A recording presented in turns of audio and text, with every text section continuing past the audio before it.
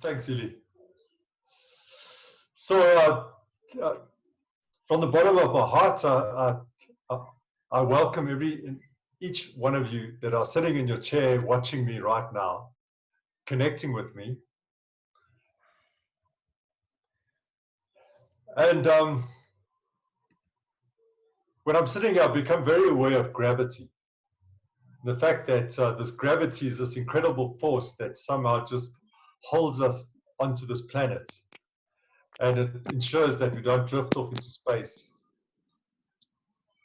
And it has this incredible impact on us all the time. But we don't notice it. But we can't resist it. And this, for me, systemic practice is almost like gravity. It's around us 24/7. It exerts this incredible influence on us, and we actually can't resist it. So something magical happens when we give in. Just like something happens when we just give into gravity and allow ourselves to feel grounded on the earth. The same thing happens when we allow ourselves to allow the systemic forces and become aware of them. So that's what I'm going to invite you to do just for a moment as you ground yourself. So just take a moment and really connect with the fact that your feet are resting on the earth. This incredible planet. And each and every one of us are connecting to the same earth. So you sit and you watch me, just go inside for a moment, almost like bring your focus of attention to your feet and feel that connection.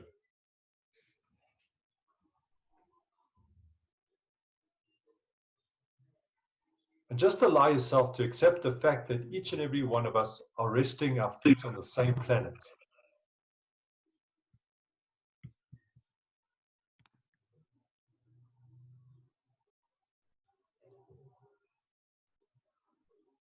And as you do that, just notice what happens inside you. When you recognize that we share this planet.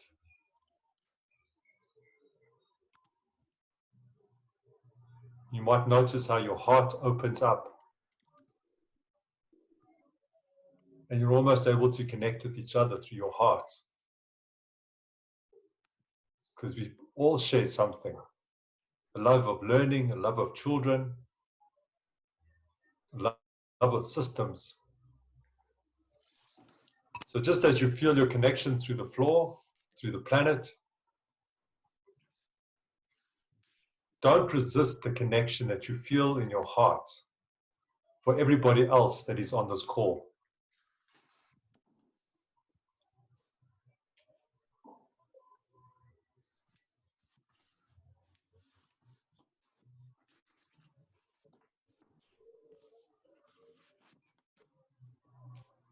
And recognize in your mind that each and every one of you are vitally important. And that you've been drawn to this circle. For whatever reason, you've been attracted to like-minded people. And when you recognize that, I want you to recognize that you're safe and that you're welcome.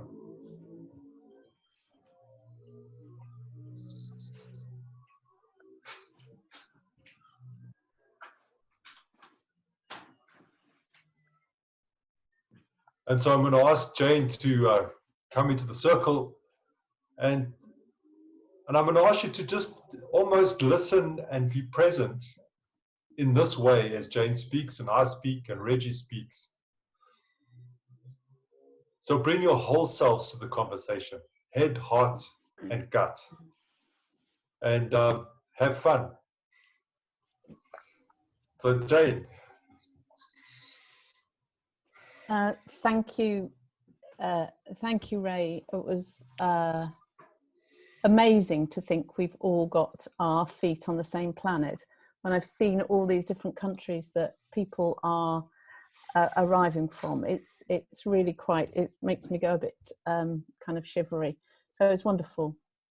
So I would like to just give a quick glimpse of some of the early years of ECL, and just a glimpse at some of the themes and things that go to make up ECL. So I'm going to share my screen. None of us is technically brilliant, but I'm going to do my best. So can you see that now? The threading the beads, 18 years of ECL activity.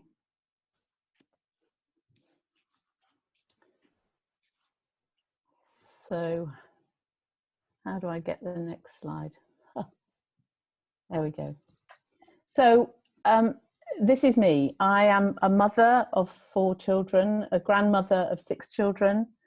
I was a teacher, secondary school teacher. I've been a school governor. I'm a systemic coach and facilitator. All my life has been dedicated to the education and development of children. I'm passionate about children's healthy and creative development, and how families, schools and teachers operate to support that development. I've been involved in ECL since 2002 when it started, and it really feels as though now this work is needed more than ever before. So this is what I hope to do, just really briefly as we start off this conference. I'm going to do another brief visualization. I'm going to ask you to hold a breakthrough question, which will take you on the journey through this whole conference.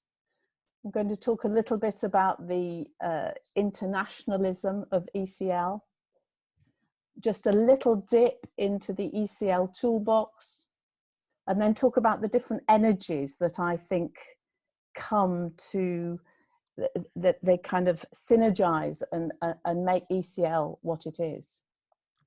Then I want to honour and acknowledge those who've gone before in ECL, because we owe them so much. And then move forward into the conference and hand over to Raymond and Reggie, who will talk a little bit about South Africa and what's happened in South Africa, because really that is where so much has been developed over the last few years. So first of all, slightly different order, but I would like you to think of a breakthrough question. So this is something that is a focus for you, an inquiry. And a breakthrough question is one that, if it was answered, it would make a difference. It would make a difference to you. It would make a difference to children.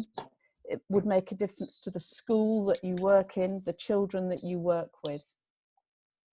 And a breakthrough question always starts with, how can I? How can I?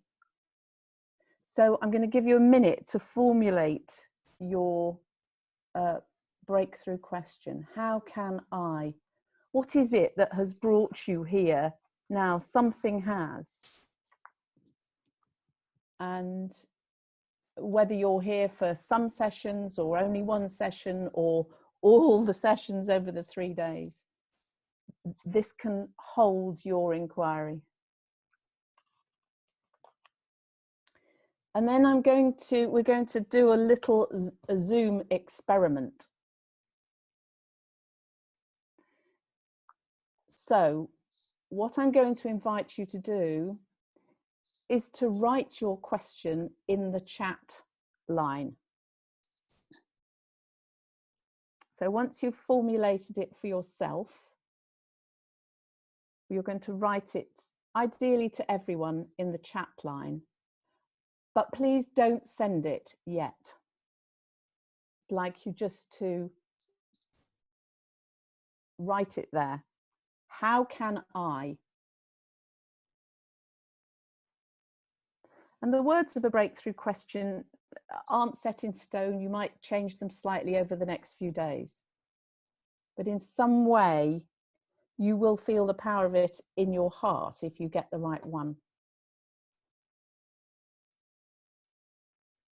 So, go to the chat line, write your breakthrough question in, and in a moment, I'm going to say press send. And hopefully we will see all those questions flittering through the chat line.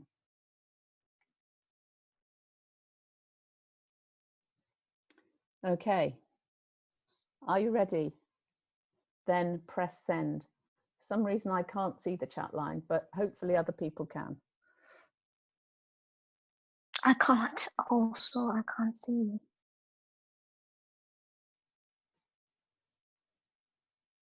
Can some people see it? Yes. Okay.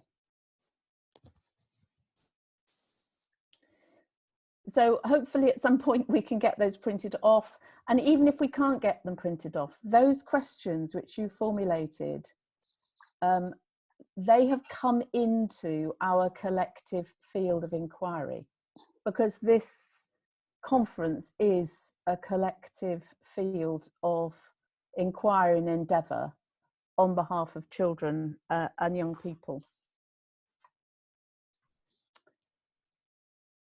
Okay, so now I would like to do a brief visualization. So just as Raymond had you sitting and putting your feet on the floor, that's what I'd like you to do now too. Sit comfortably with your feet on the ground, that earth that we all share. And then take 3 deep breaths.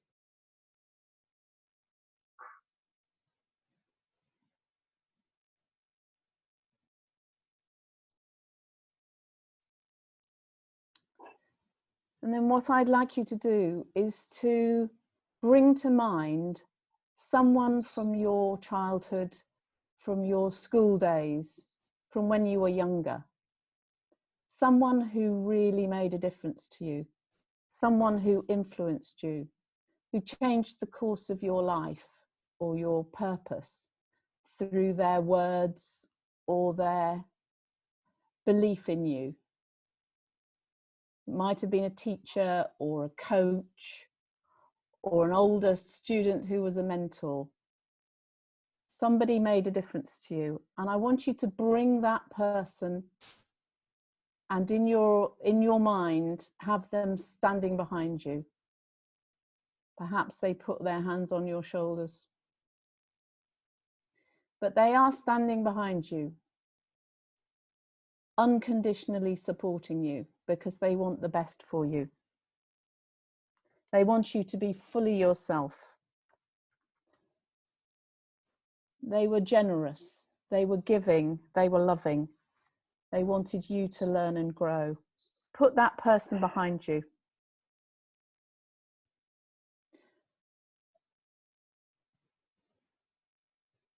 And now come back to your breakthrough question and bring it to mind again. Imagine it in front of you. And see if you feel strengthened now as you look at that breakthrough question.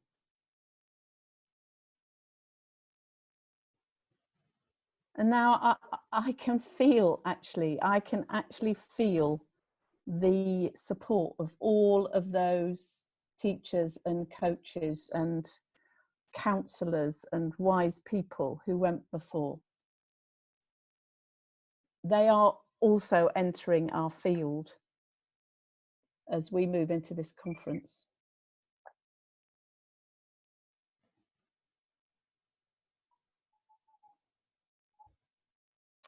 Okay, come back to yourself. Come back to the fact that we're on a Zoom call with 75 other people. And I'm just going to quickly whiz through some of what I think are the themes of ECL.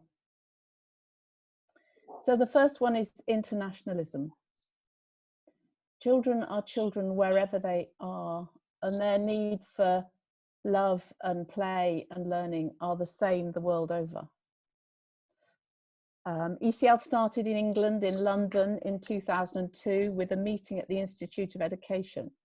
But very quickly it made links elsewhere. The very first project, which took place in Wiltshire schools, was funded by the River Rock Foundation from the USA.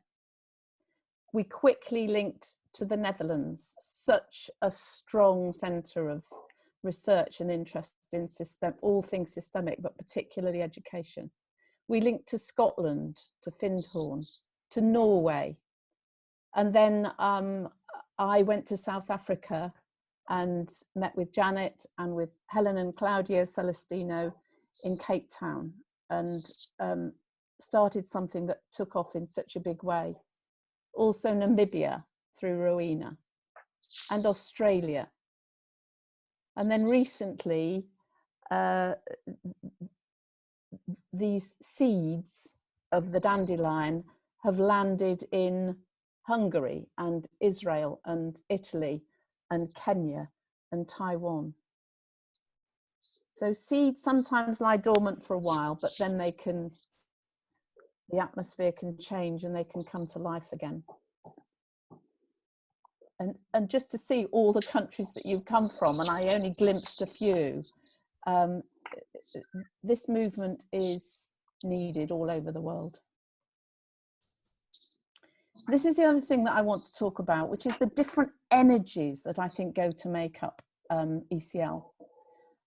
First of all, the constellations energy, the wisdom of those who understand how systems work and why they are so important. This is the essence of the work that we do. And there's also the associated disciplines of phenomenology and embodiment and meditative practice. All of those are part of systemic practice.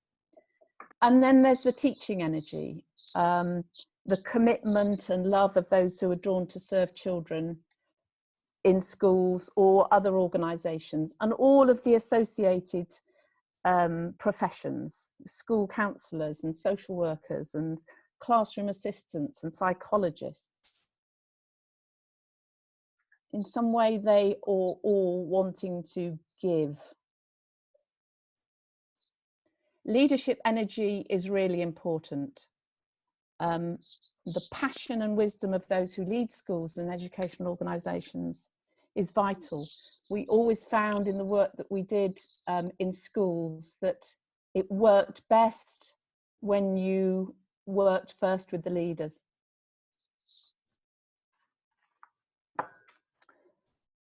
Academic energy has always been important too. The need for research and review and analysis to get evidence to show that this work really does make a difference. From the beginning, there's always been an academic thread to ECL. Entrepreneurial energy is vital if ventures and projects in ECL are going to be sustainable. Terry Ingham brought that energy in such a powerful way, which enabled ECL to really take hold and get going. And then finally, but of course, you know, probably most importantly, it's family energy, what we might call love. So it's the wisdom of families themselves and the desire of parents to want the best for their children, to love, to teach them, to hold boundaries, and then to make links back into the past, into family stories, the triumphs and joys that have happened in families and through tribal roots, through the culture of the family. So I think all of those energies are important. Then I just want to whiz really quickly. You will be hearing so much about all these tools. We have got so many tools, and they've all been developed in association with teachers who are so creative. So mapping in the classroom in various different ways. The spider's web, that wonderful symbol of connection. We've got case studies from all over the world. The feelings thermometer, you know, fundamental in terms of children's emotional well-being. The mobile, one of the first tools that we developed with inspiration from Mariana Franca. The systemic pizza, which is part of the equip peer coaching, peer support that has been developed within ECL. And there are so many more. Secret Friend, Play People, Teachers Circles, 4 Ways of Knowing, Ubuntu, Support Person Cards, Classroom Constellations. Dissolving Barriers to Learning was a fundamental development, which was constellations on behalf of children, but with just parents and teachers in a circle. And Judith Hemming really founded and developed that approach, and it was very important. And I haven't got everybody, but I've got some. The builders of the ECL community in the early days. So I challenge you to see if you recognize any of these names. My belief is that every single person will recognize somebody from these lists. So make those connections. I don't think it's 6 degrees of separation in the systemic world. I think it's only 3.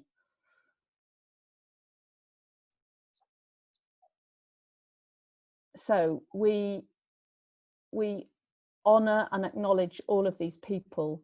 In particular, I would like to mention Judith Hemming and Terry Ingham. They are the people that I have put behind me to strengthen me for these 3 days. And then finally, I just draw attention to these 2 key texts, You're One of Us and Courageous Journeys in Education. The meaning of those titles, I'm drawing your attention to. You're one of us. It is such a direct and undiluted statement of inclusion to a child, that whoever you are, wherever you come from, you belong. Oh, I'm quite kind of shivery as I say that. And Courageous Journeys, highlighting the desire and the persistence needed to keep working in this world, in this work, to hold the breakthrough question, to work for the benefit of families, teachers, schools, and above all, children and young people.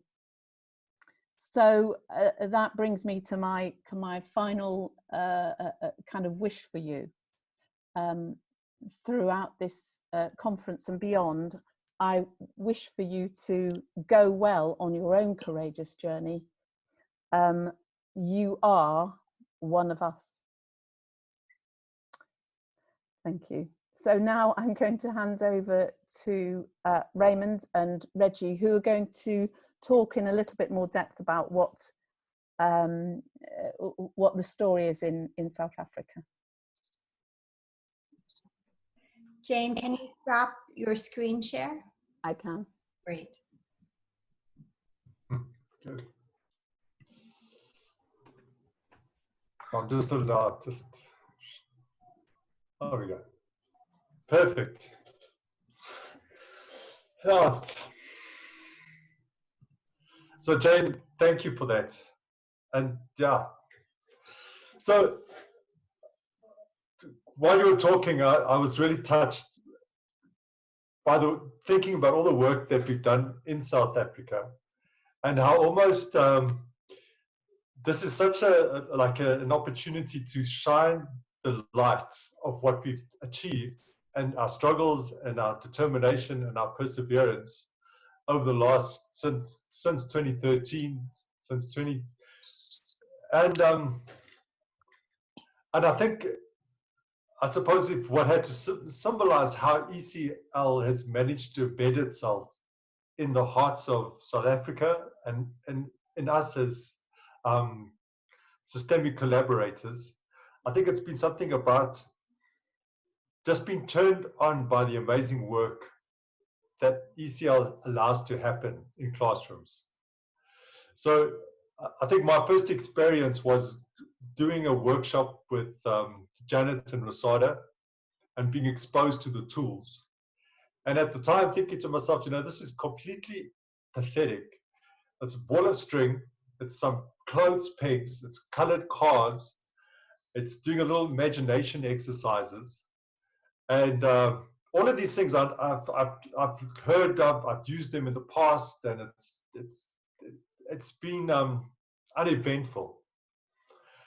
And then having the opportunity of going into a staff room of about 30 teachers, and the staff room piled high with books and marking, and everybody crammed into this really small space, and then having to present ECL to these really hardened teachers who got 60 kids in their class, and they had to manage incredible pressure and demands from the principal and the department, and then asking them to settle down, and then saying to them, just imagine, just like Jane did, that teacher in your life that has brought you to this place, and imagine that teacher standing behind you, and watching the entire staff room, just from people being completely distracted and busy marking on the side, hopefully not to be noticed.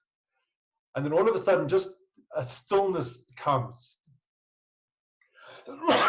and people really being able to connect. And then I was hooked.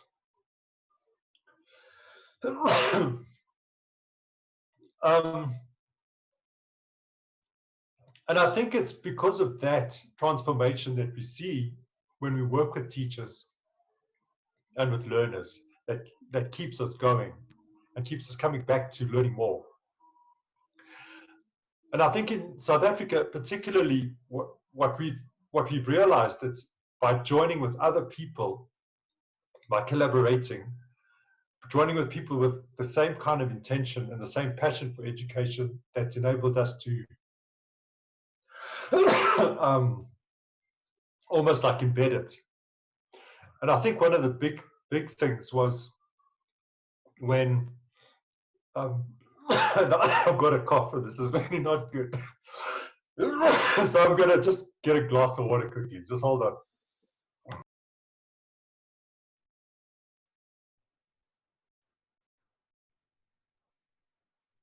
So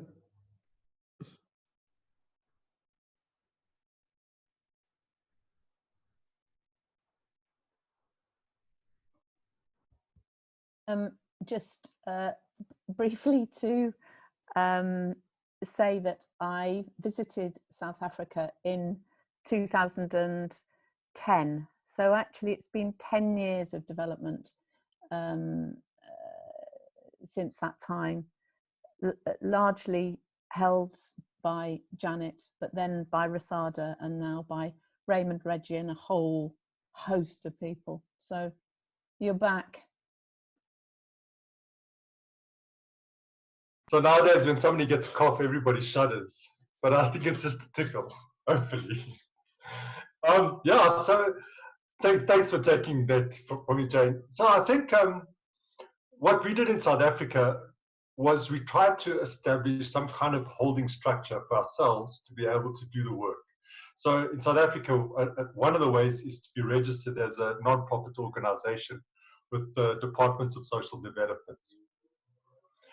And then got to the business of almost building an organization with a board of people that would be able to support the work that we were doing and keep us on track.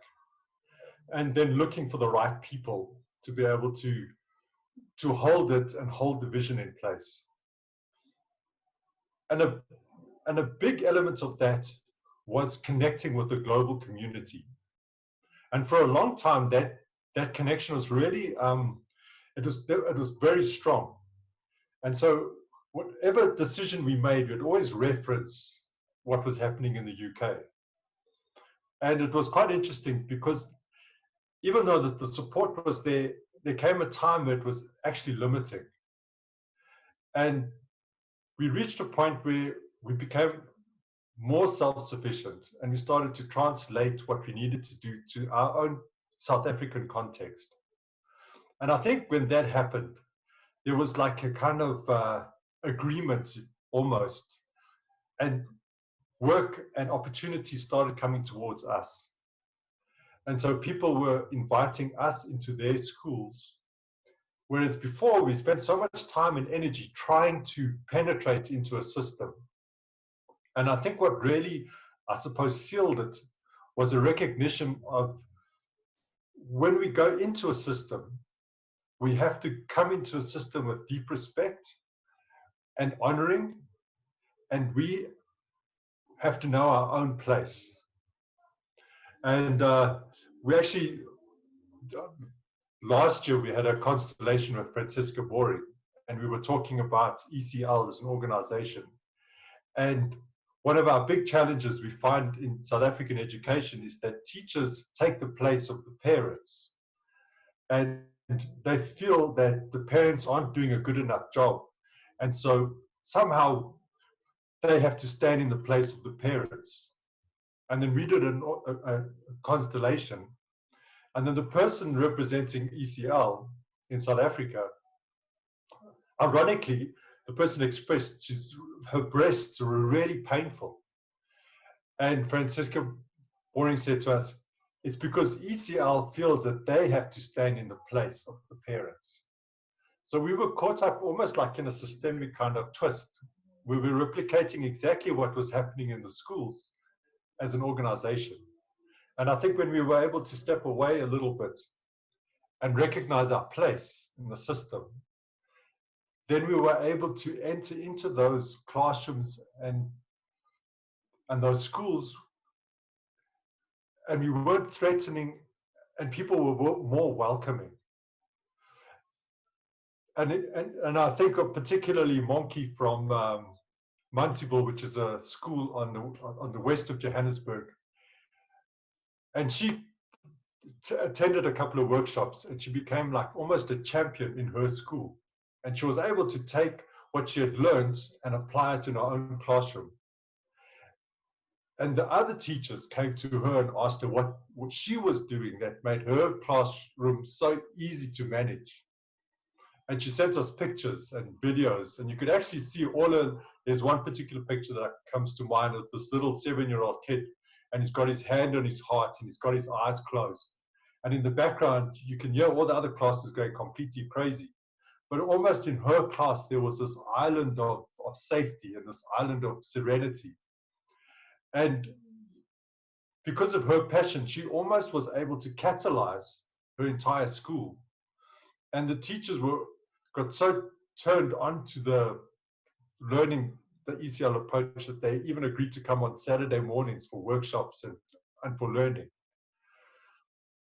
And so through those collaborations, and then and in South Africa, we worked a lot with Partners for Possibilities. And almost being able to be invited by them into their space allowed us to do the work. So I suppose if there's any lesson about trying to embed ECL in your own context, it's about collaboration. And for me, it's about respecting the system that you're about to enter, and almost ask permission that you can share your ideas and you can share this way of being. And most importantly, I think it's always to remember place, like what is our place in relation to all of these other people. Yeah, so I think hopefully I've I've given you a flavor of what's happened in South Africa, and we've touched a lot of hearts. We've managed to get some funding from our lotto, and we've developed a program to work with parents, and it's almost taking us to a new point in our growth in our journey. And I think part of our growth is to be able to include other people with vision, and they bring their energy. And part of that, I think maybe Reggie can talk about, because she's almost, if Jane was the past, somehow I was a bit of the present, and I really get a sense that Reggie talks about the future of where we're going as an organization in South Africa. So Reggie, I don't know if you'd like to come on and share.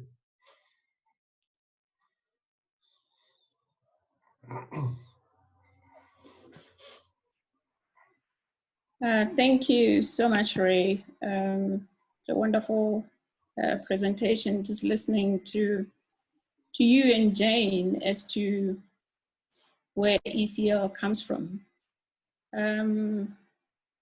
It's actually making me feel a little bit emotional how deep-rooted this systematic education is, and how necessary and important it is in our world right now. I just want to, so if you give me a minute, I just want to share my screen, if you'll allow me.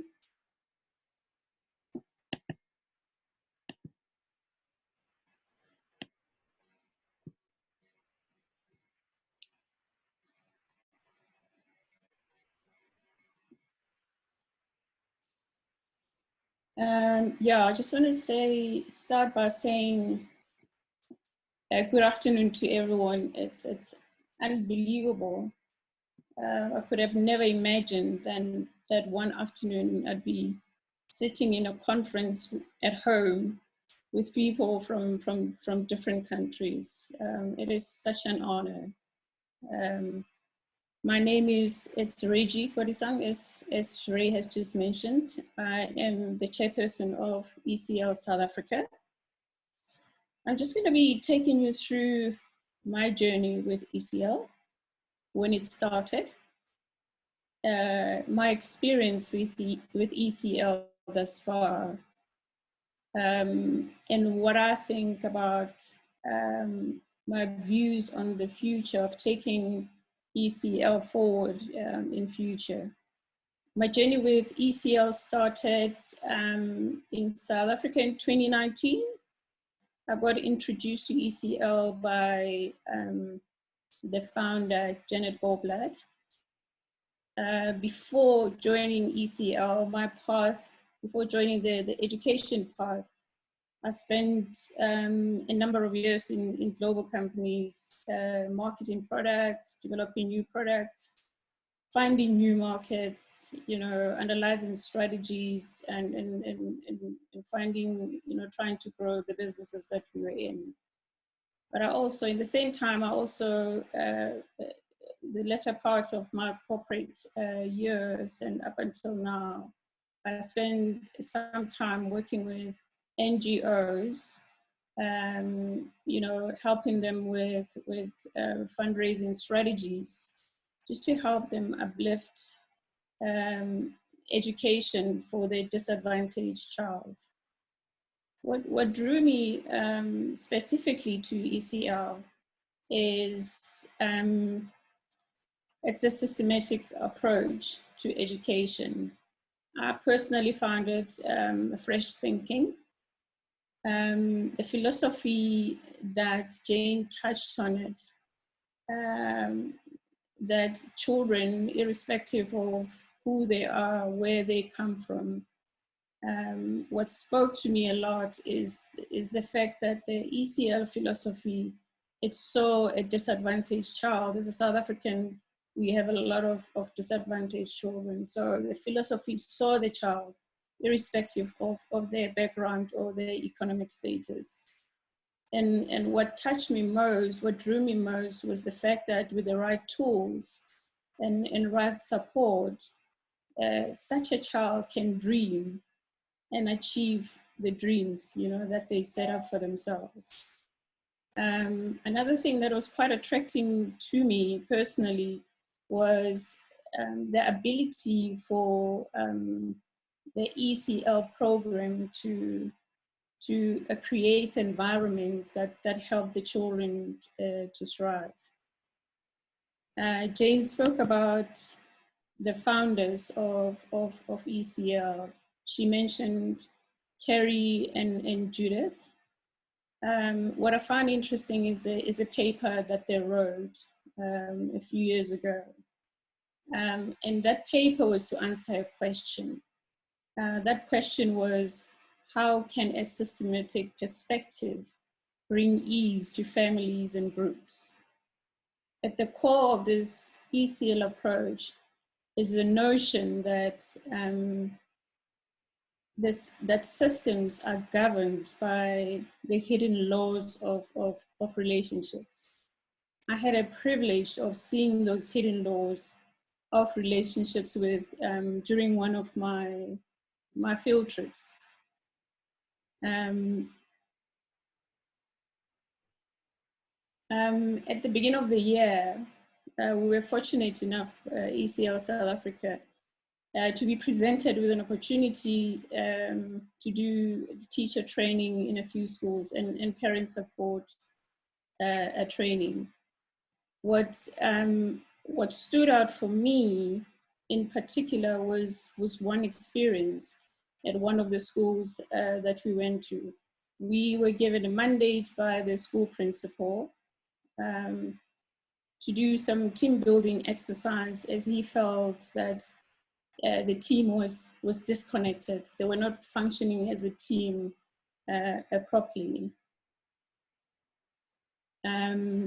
So when we got there with the coordinator, we only were allocated 2 hours. Normally we work for half a day, so we had to to find a smart way of achieving the goal that we set for ourselves, so that when we walk away, we leave a team that is together.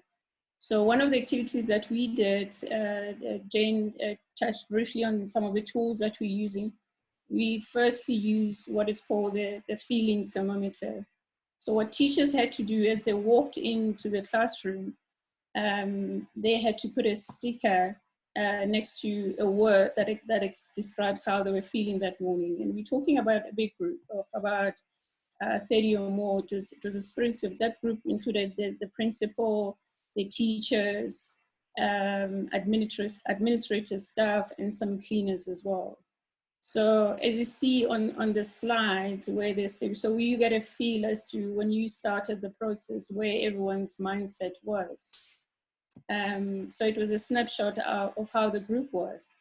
The most amazing thing about the feelings thermometer is that it encourages, the people in the class to, and this is a tool that we present to the teachers that they can use in the classroom, but they also can use it as parents at home, and it helps the children to explore emotions in using a common language.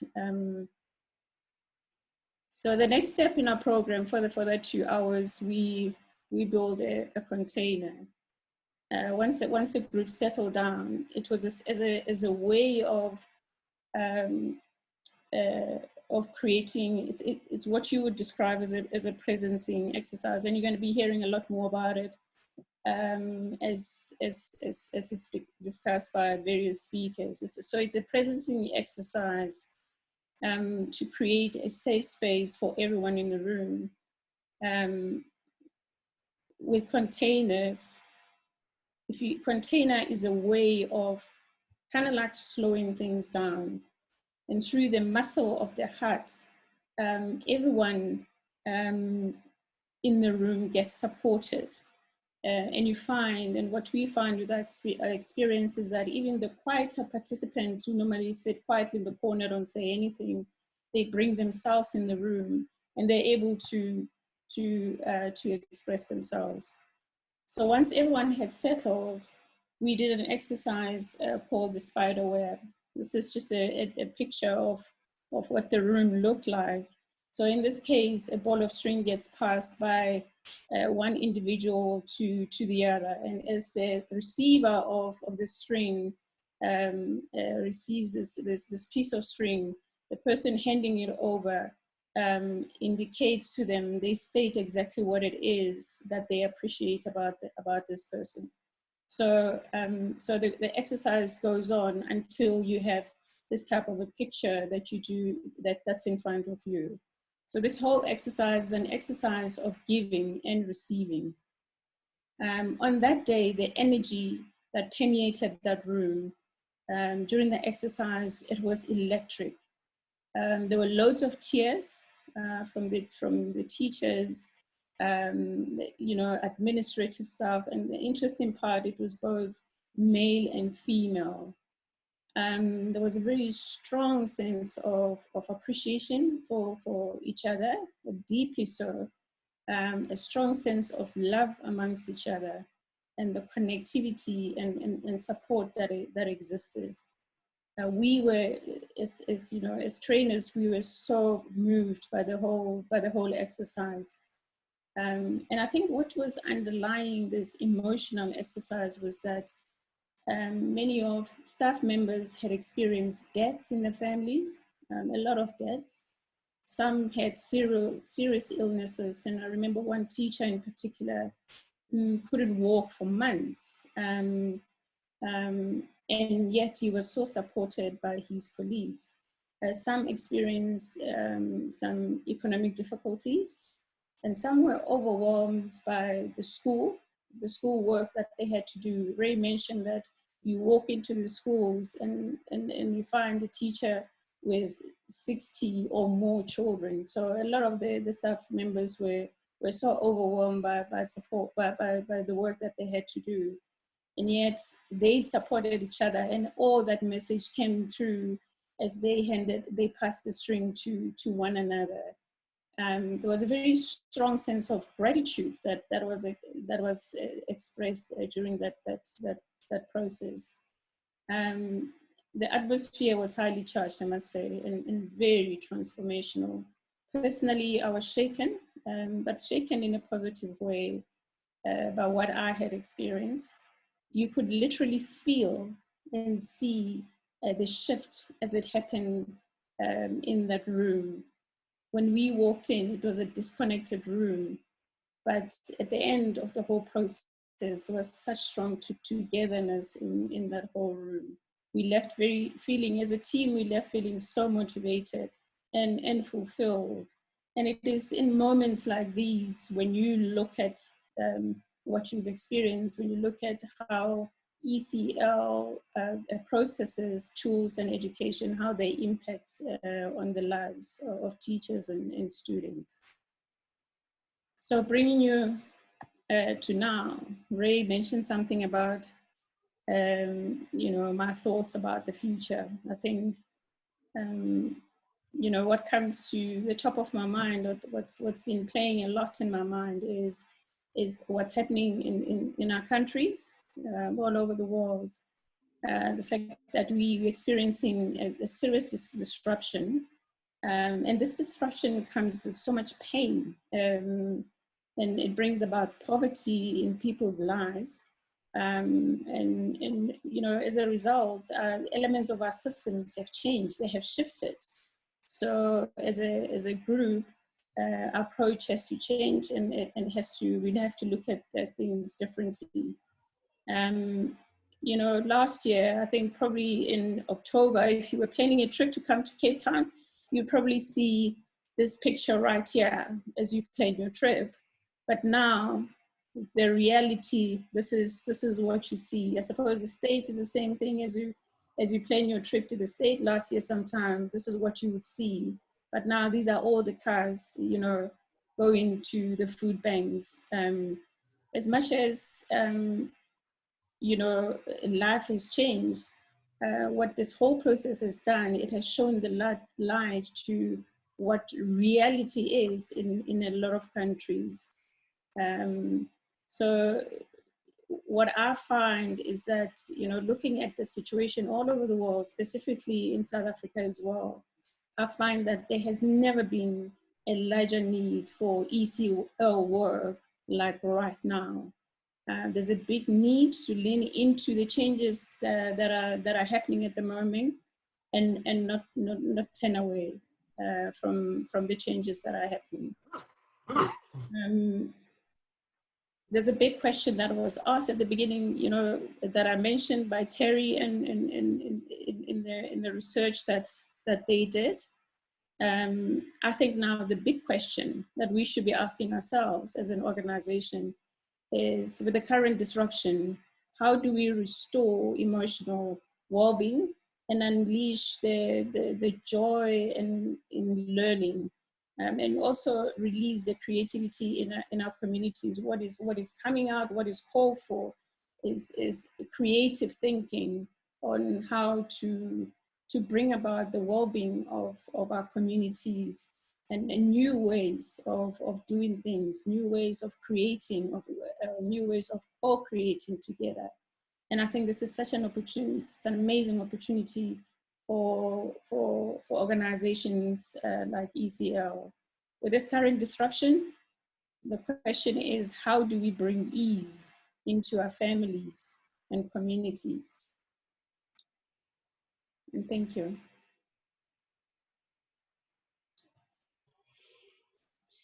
Yeah, Reggie, that was beautiful. And so, Jane, I don't know how, listening to that, I'm aware we need a break. So maybe just to... Yeah, just a couple of thoughts that occur to me. First of all, just to remind people that ECL, it started off standing for Enhancing Children's Learning, but then we deepened its its meaning: emotional well-being, creativity, and learning. And that's exactly where you ended up, Reggie. You know, those are the things that absolutely are at the heart of it. I do think that finding your right place, which you said, Raymond, is really important. And the other thing is this notion of ECL being adapted wherever it goes for its right context. So it's no good just copying what we did in the UK or copying what you did in South Africa. Communities have to make it right for their context. And I think that that's really important. I mean, you know, everything can be adapted and shared and used creatively in its right place. So yes, I think that well, there's so much to say, particularly about the orders. You know, that notion of respect for parents and families by teachers is so important. It was one of the most fundamental things that we found out early on, that teachers have a tendency sometimes to bring judgment to parents because they want the best for children, and it's not helpful. Parents are always the right parents for their children. And I noticed while Reggie was talking in the chat, a lot of people were saying, like, how do you become part of ECL? How do you join ECL? How does a teacher become part of ECL? And I want to say that you actually are already part of ECL. You already do belong simply by being here. And what I learned about the South African story, it's just ordinary people that came together and that said, listen, let's do something. And we found a structure, a format, and we did it. And we continued, and we did it, and did it, and did it, and sometimes got tired doing it, but then we went back and we did some more of it. And it's going to be the same. You know, we're going to probably have a burst of growth, and then everybody's so exhausted, we just almost like go our separate ways, and then something happens and we all come together again. So it's a journey, it's a courageous journey, definitely. And so if you move by Reggie's story, allow that movement to continue in your heart into your communities and into your context. So thanks, Reggie and Jane. That was good. It's 3:05, so I think maybe we need a break. Thank you, Raymond. Thank you, Jane. Thank you, Reggie. Thank you very, very much. Getting a glimpse into what's going on with the work and some of the tools and some of the attitudes that we hold and bring. We're going to take a break just to give ourselves a chance to prepare for the next set, and then you can have your own fresh air, whatever you do with your breaks. We're going to come back to hear Janet.